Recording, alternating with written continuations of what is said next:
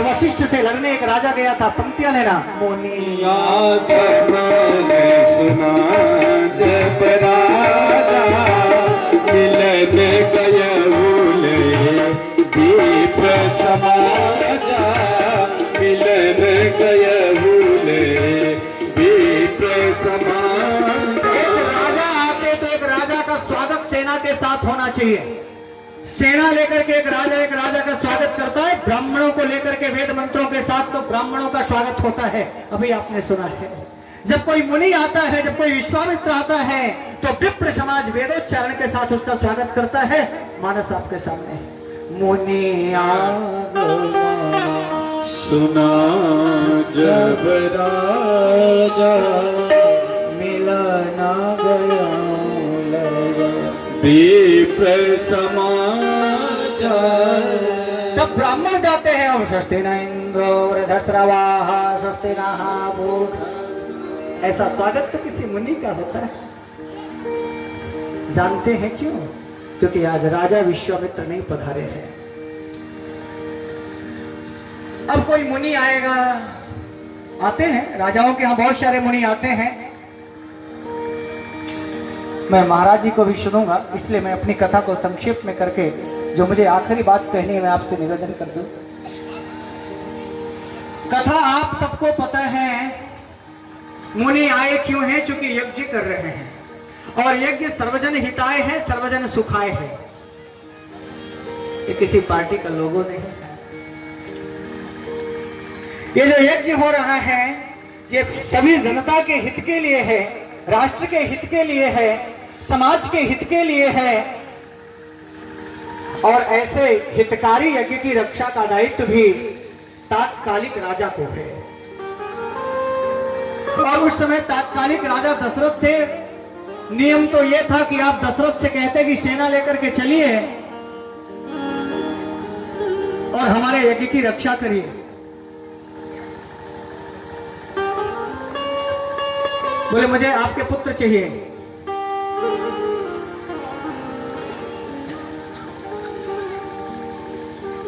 अच्छा, पुत्र भी कैसे चाहिए? बोले अनुज के साथ चाहिए। अनुज समेत देहु रघुनाथ निश्चर बध में हो बसना था। आखिरी पंक्तियों के साथ निवेदन है। रघुनाथ चाहिए, अकेले नहीं।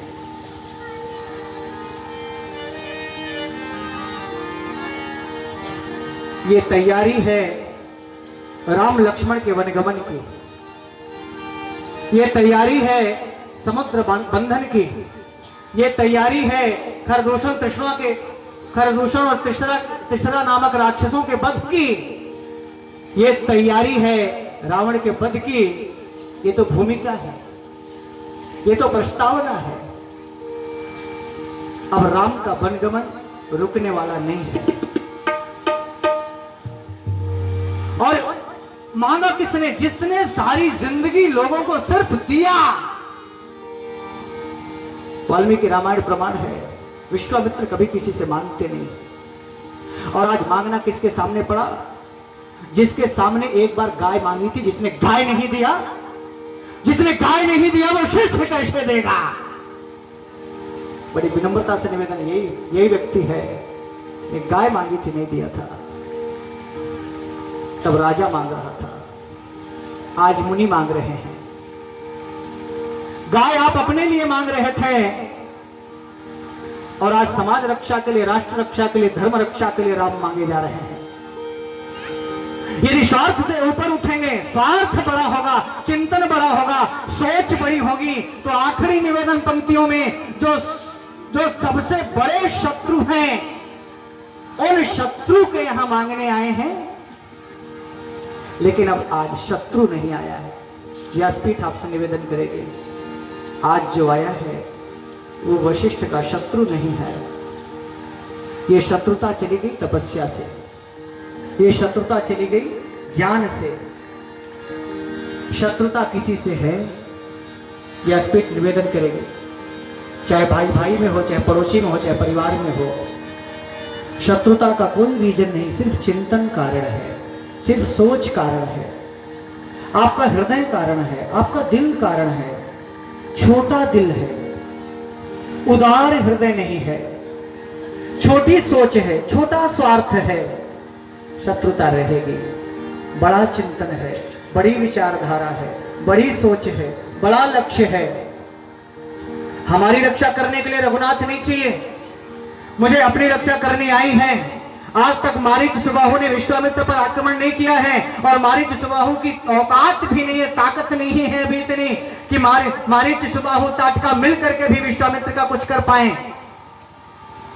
विश्वामित्र को अपनी चिंता नहीं है, राष्ट्र की चिंता है, उस तात्कालिक समाज की चिंता है, आम लोगों की चिंता है, जन जन की चिंता है। जब जन जन की चिंता हो जाए वो विश्वामित्र हो जाए, जो राष्ट्र का चिंतन करने लगे वो विश्वामित्र हो जाए। और राष्ट्र का चिंतन करने के लिए जो राजाओं को जंगल में दर दर भटकाने लग जाए, और एक राजा के सामने राष्ट्र रक्षा के लिए और शत्रु के सामने भी जाकर जो नतमस्तक हो जाए, वो विश्वामित्र है। हम सारी जिंदगी ये कहते रहते हैं कि मेरा शत्रु है, मर जाएंगे हम उसके घर नहीं जाएंगे, और जाएंगे तो खाएंगे नहीं, खाएंगे तो पिएंगे नहीं, और पिएंगे तो कुछ मांगेंगे तो है ही नहीं।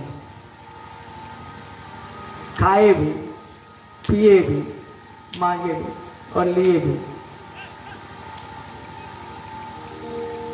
हृदय बड़ा करना पड़ेगा। हृदय बड़ा हुआ, दोनों पूर्व चरित्र विश्वामित्र का महान शत्रु, और एक आखिरी पंक्ति में कितनी बड़ी चिंता है।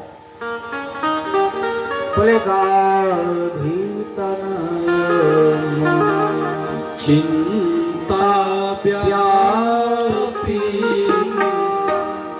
हरि बिन मरहि न निसीचर पापी।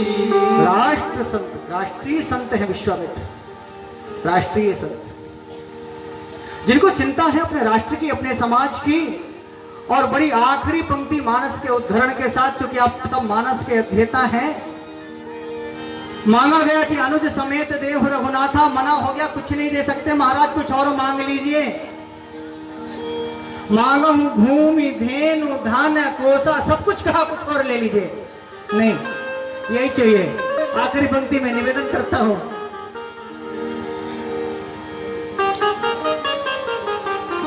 जो जो विश्वामित्र आ जाए तो डर लगता है।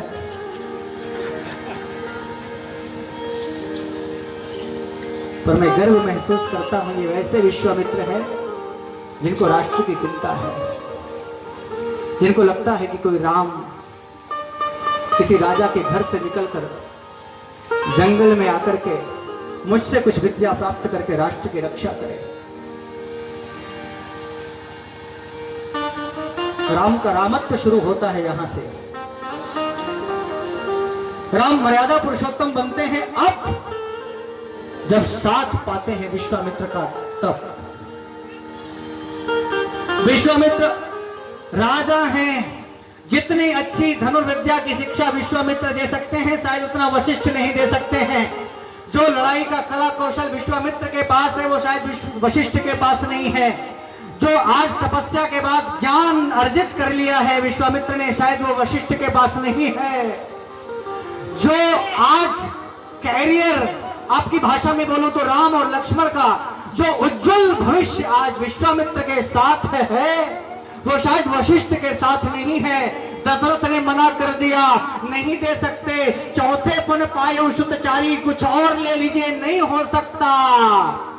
गुरु वही है, जब शिष्य बिगड़ने लग जाए, जब शिष्य रास्ते से बेरास्ते पर चलने लग जाए। औकात में रहो दशरथ, ये वो विश्वामित्र है जो दूसरे स्वर्ग का निर्माण कर सकता है। ये वो विश्वामित्र है जो जिंदा जी त्रिशंकु को स्वर्ग भेज सकता है। ये वो विश्वामित्र है जो अपनी तपस्या के बल पर वो सब कुछ कर सकता है। आज आपके सामने आया, वशिष्ठ समझ गए गुरु वही है। जब शिष्य रास्ते से अलग हो जाए, संभाल लिया बिना कहे। दशरथ ने पूछा नहीं, शिष्य पूछे तब गुरु बताए कैसा गुरु। नहीं पूछा कि महाराज देव कि नहीं देव। एक बार तो पूछना चाहिए महाराज मांग रहे दो कि नहीं दो। नहीं पूछे, वशिष्ठ ने अपने आप बताया। ध्यान रखना, ये वही वशिष्ठ हैं जिनके पास हजारों बाण छोड़े गए हैं विश्वामित्र के द्वारा। आज वही विश्वामित्र सामने जब आया तो आखिरी पंक्ति पे लगता है गोस्वामी तुलसीदास और ये पूरी गुरु परंपरा न्यौछावर हो जाती है कि दशरथ जी को समझाया भी तो किसने। तब वशिष्ठ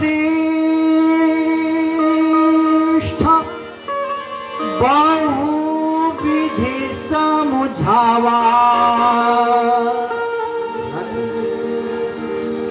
कब जानते हैं विश्वामित्र को यदि राम लक्ष्मण नहीं मिलते, आपको लगता है कि अयोध्या सुरक्षित रहती? और वशिष्ठ इनके तपोबल को, ज्ञान बल को, इसलिए वशिष्ठ ने बिना पूछे ही समझा दिया। एक बार नहीं, बहुत प्रकार से समझाया। क्या समझाया होगा? अब समय ये आ गया है कि प्राइमरी के स्कूल से राम और लक्ष्मण को इंटर कॉलेज में भेजा जाए, डिग्री कॉलेज में भेजा जाए, विश्वविद्यालय में भेजा जाए। और महाराज यदि आप राम और लक्ष्मण का हित चाहते हैं, शायद यही समझाया होगा। विश्वामित्र से बड़ा आज इनके सामने कोई गुरु नहीं है, आपको देना ही चाहिए। राम लक्ष्मण को ही मांगे हैं, भरत शत्रुघ्न को भी देना चाहिए। डिमांड जितने की हुई है उतने दिया जाएगा। ये पूरी व्यासपीठ समर्पित है। मैं श्री चरणों में प्रणाम करता हूं और इसी वाणी के साथ यदि कभी आपकी जिंदगी में कभी कोई विश्वामित्र आपके सामने आ जाए तो आप भी दशरथ की तरह उसे कुछ देने के लिए, दशरथ जी ने विकल्प क्या रखे? मांगहु भूमि। विश्वामित्र के पास भूमि नहीं थी क्या? राजा थे। जो दे रहे हो छोड़ के आया। मांगहु भूमि, क्या मांग लीजिए? भूमि। जवाब एक राजा से कह रहे हो धेनु ले लो, धन ले लो, कोष ले लो, सर्वस्व दे हूं। विश्वामित्र को राजा दशरथ क्या देंगे? जो लेने आए हैं वही चाहिए। और आखिरी बात, सभी गुरु परंपरा से व्यासपीठ निवेदन करती है कि जब आपका शिष्य ऐसी कोई गलती आपके सामने कर रहा हो, जो गलती आज दशरथ करने जा रहे थे राम और लक्ष्मण को ना दे करके, तो आपको बिना पूछे भी शिष्य को समझाना चाहिए। एक बार नहीं, तब तक जब तक बहुविधि समझावा ना हो जाए, जब तक आपका शिष्य सन्मार्ग पर ना आ जाए, जब तक आपका शिष्य गुरु कल्याण देखता है। वशिष्ठ ने कल्याण देख लिया राम और लक्ष्मण का। और मैं आपसे पूछता हूं, यदि राम विश्वामित्र के साथ नहीं जाते तो जो क्षुधा और पिपासा ना लगे ऐसी विद्या दी है विश्वामित्र ने। जितने अस्त्र शस्त्रों की विद्या थी वो सारी विद्या राम लक्ष्मण को दी है विश्वामित्र ने।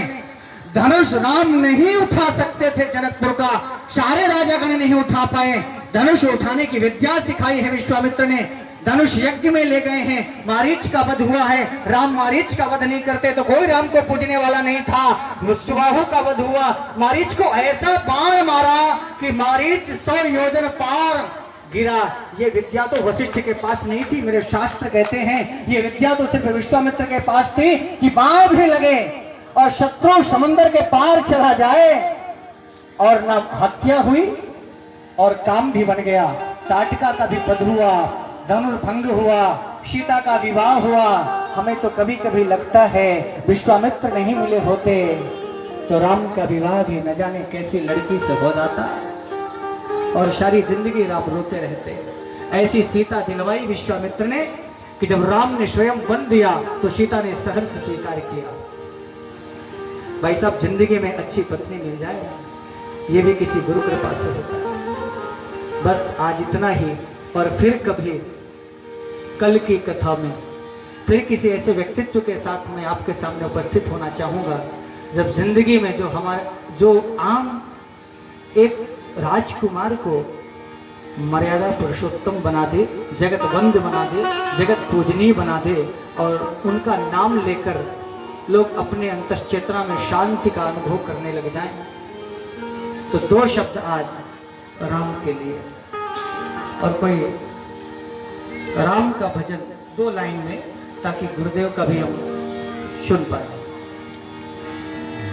इस निवेदन के साथ कि आज की कथा का सारांश सिर्फ इतना है कि यदि हम चाहते हैं कि मेरा पुत्र राम बने, तो हम में दशरथ जैसी योग्यता हो और हमारे सामने वशिष्ठ जैसे गुरु हों कि जब कभी हम गलती करने लग जाएं तो हमें सही मार्ग पर ले आएं।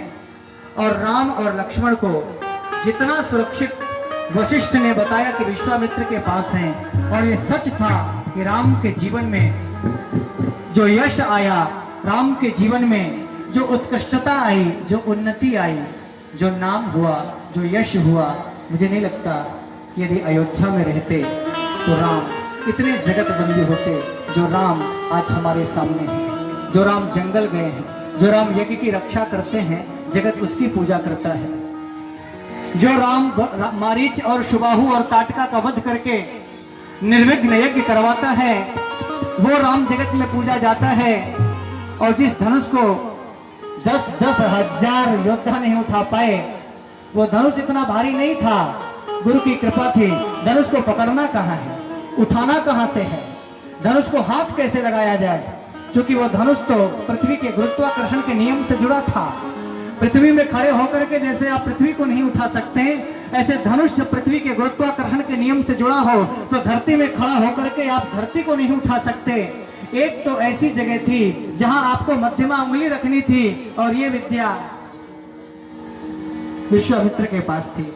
मैं बड़ी विनम्रता से निवेदन करूं, राम और लक्ष्मण को धनुष यज्ञ होने के पहले विश्वामित्र जनक के घर ले जाते हैं, और राम ये इच्छा जाहिर करते हैं कि जो कल धनुष यज्ञ होने वाला उस धनुष का मैं दर्शन करना चाहता हूं।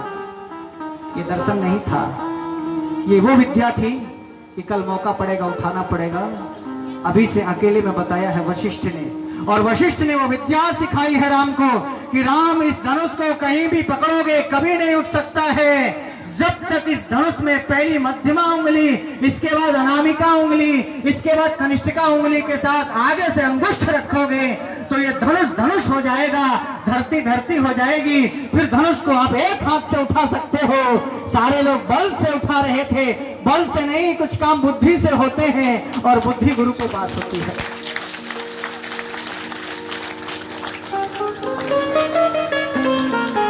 ये तो विश्वामित्र ने सिखा दिया कि धनुष उठेगा कैसे, और धनुष उठाना तब जब सब उठा चुके तब। कंप्यूटर चलाना कठिन नहीं है, कंप्यूटर की एक ही बटन होती है जहां से स्टार्ट होता है, बाकी कितनी भी बटन दबाते रहो नहीं स्टार्ट होगा। बस इतनी सी निवेदन के साथ कि जीवन में गुरु है तो राम राम है। राम जंगल जाते हैं, अगस्त नहीं मिलते तो राम, मुझे नहीं लगता कि खरदूषण का वध हो पाता, मुझे नहीं लगता कि समुद्र में सेतु बंधन हो पाता, मुझे नहीं लगता कि राम रक्षा स्तोत्र का उपदेश देते हैं अगस्त्य, और कहते हैं कि राम यदि दानवों से, इन राक्षसों से अपने आप को बचाना है तो पहले तुम्हें साधना करनी होगी। साधना गुरु है अगस्त्य, शिक्षा गुरु है वशिष्ठ,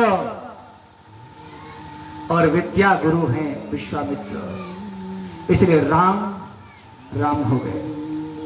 बोलो श्री राम जय राम जय जय राम, श्री राम जय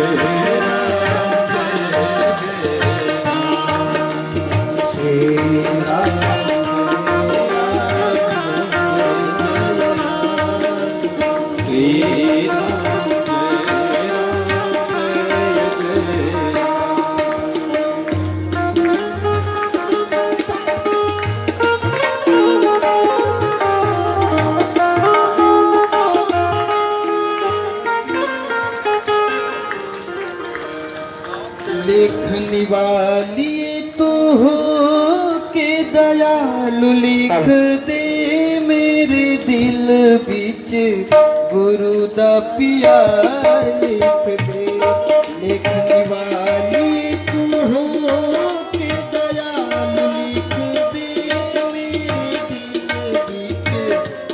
गुरु का प्यार लिख दे।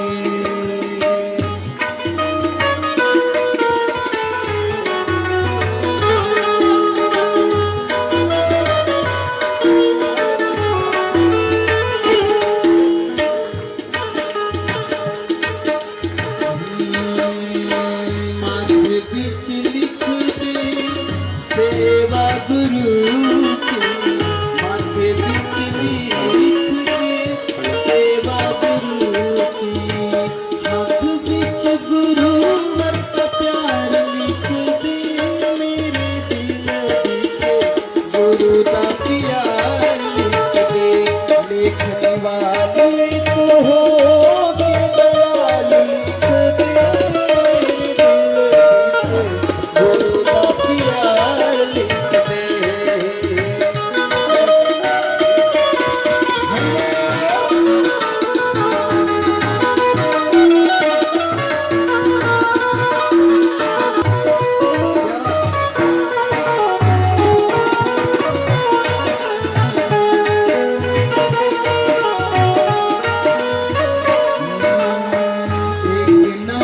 एक नाली मेरे गुरु से बिछोड़ा, और चाहे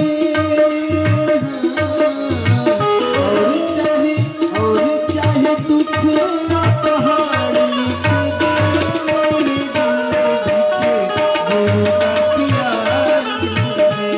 लिखने वाले तो हो के दयाल लिख दे,